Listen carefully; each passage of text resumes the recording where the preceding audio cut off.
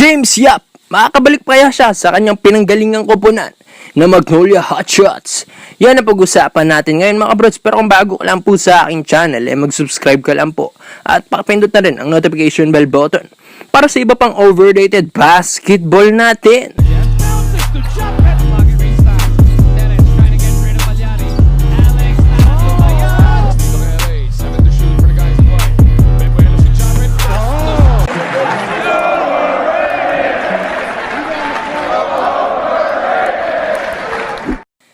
Halos lahat sa atin kapag naririnig si James Yap Pure Foods, Star Hotshots or B-Meg agad yung natatandaan natin dahil si James Yap nga ang naging hari ng Pure Foods franchise noon.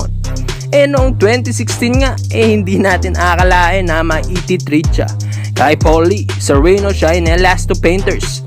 Sa katunayan nga excited nga daw dati si Paulie na makateammate si James Yap sa Star Hotshots noong 2016.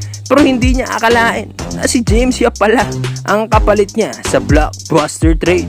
Na-trade nga si James Yap dati dahil siguro sabi nila nag-iiba na daw kasi yung laro ni Yap dati. At parang hindi na siya ganun ka-explosive dati. Kaya napag-isipan nilang kunin si Paulie na isa sa mga bumubuhat sa Rain or Shine. Isa na rin siguro sa mga rason kung bakit pumayag ang Ross dito dahil si James Yap nga ang magiging endorser ng kanilang franchise. Isa nga si James Yap mga kabrody na humakot sa mga fans ng Pure Foods dati dahil sa kanyang galing dumami lalo ang mga fans ng Pure Foods dahil nakilala nga si James Yap sa pagiging big game niya sa laro dahil grabe naman kasi ang mga clutch baskets nito ni James Yap.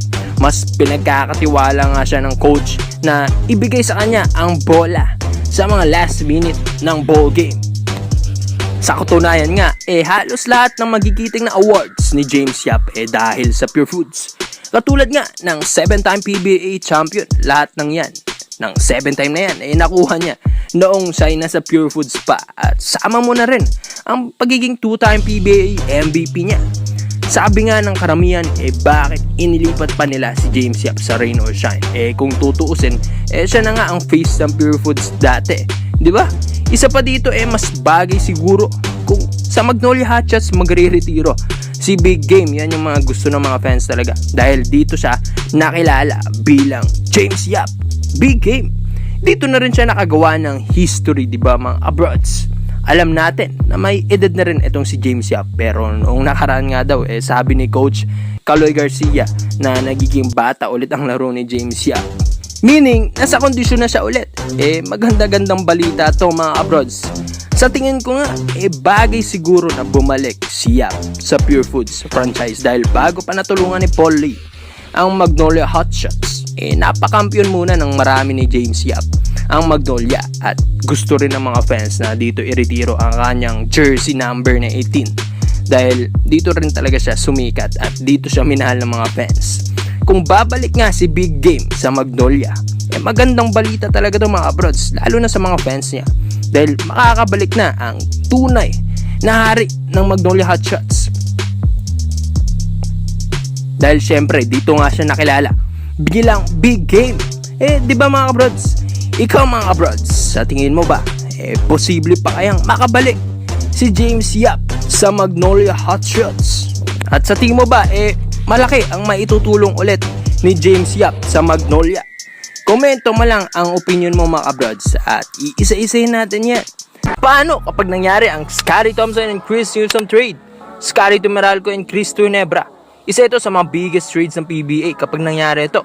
Kapag napunta si Chris Newsome sa Ginebra madadagdagan ng scoring ng Ginebra dahil si Chris ay malaking factor sa Meralco at kung tutuusin siya na rin ang nagbubuhat sa Meralco ngayon.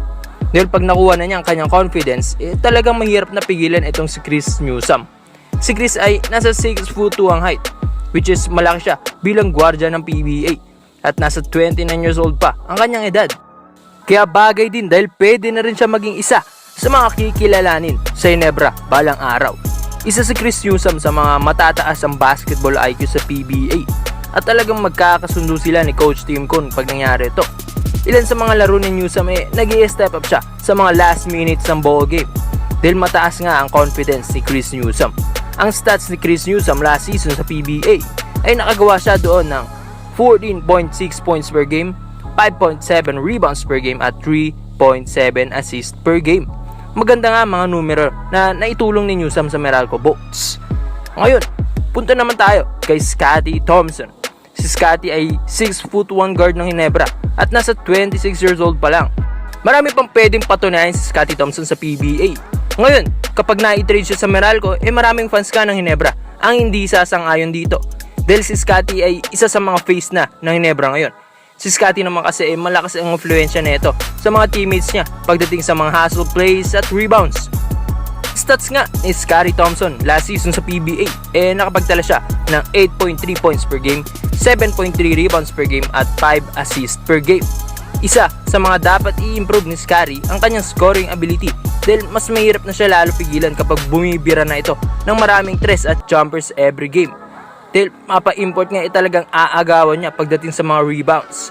Isa rin si Scottie sa mga magagaling mag-assist sa PBA dahil kahit may libre na talagang hahanapin pa niya yung mas libre niyang kakampi.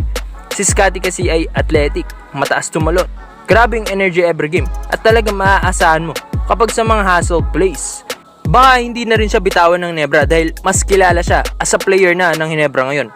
At talagang si Coach Tim ko na mismo ang kumuha sa kanya dati sa PBA Rookie Draft. Itong dalawang players na to ay talaga namang solid ang kanilang binibigay na number sa kanilang team. Ito ay sariling player comparison ko lang mga kabrody dahil wala pong rumors dito. Ikaw mga kabrody, sang-ayon ba kayo kapag nangyari ang ganitong trade na Scottie to Meralco at Newsome to Ginebra? At may posibilidad kaya na mangyari ito?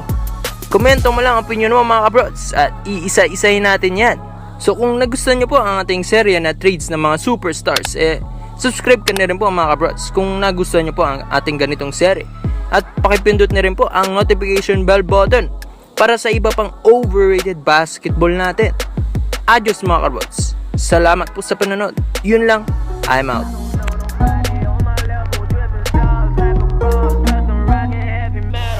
I just want a bag, like an old lady. I'm backwoods smoking, I don't own papers, pass that 808. That don't shake her. Oh, bitch, you know I'm grinding like a pro skater. Baby mama bugging, I'm so quick to hit ignore. Buku bitches in my bed, I got scales all on my floor. I got money on the line, plus I'm clocking it below. I got bitches kissing bitches, all them bitches go explore. I'm feeling way up, I stay up. Put your bitch on my Snapchat while I make her. She want a chance with me, cause she know I'm a rapper. I give a but I never get feelings to shorty, I know what you after. Okay,